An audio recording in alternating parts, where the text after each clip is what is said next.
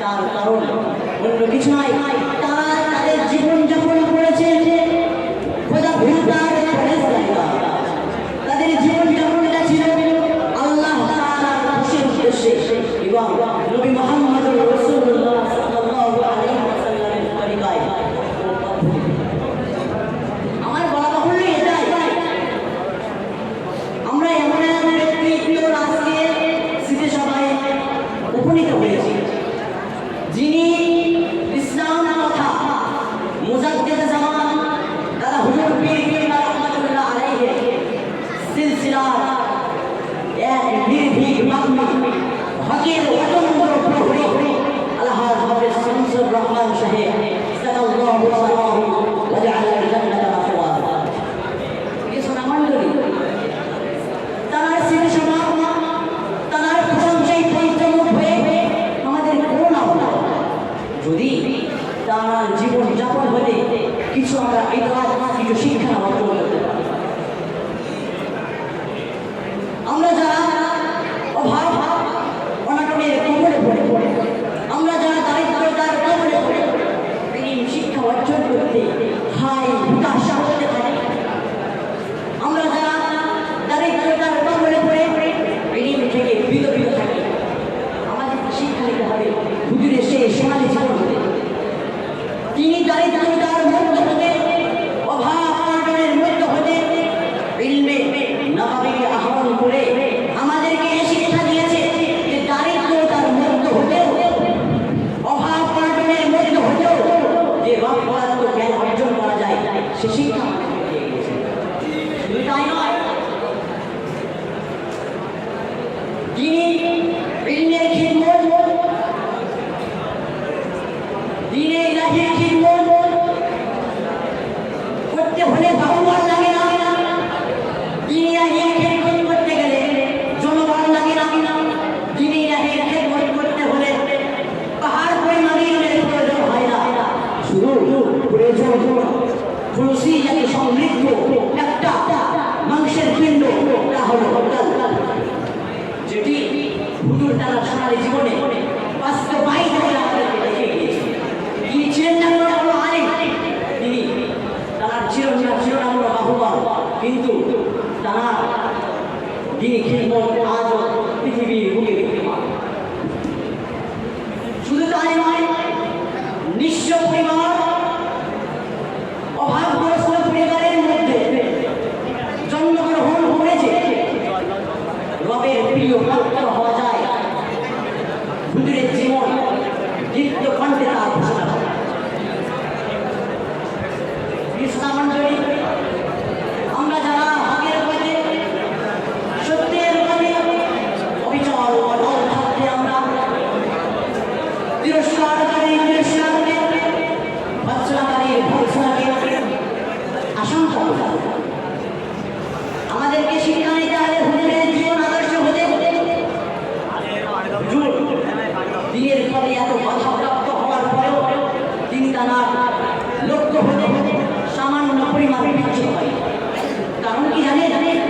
কারণ মহান রব্বুল আলামিন গ্রহণ কাজ আল কোরআনের বাণী ইউজাহিদুনা ফি সাবিলিল্লাহ ওয়া লা ইয়াখাফুনা লাওমাতা লাইম, অর্থাৎ আল্লাহর রাহে আল্লাহর পথে সংগ্রামের প্রহরী কখনো ভৎসনাকারী ভৎসনা, নিন্দাকারী নিন্দাকে করা হবে।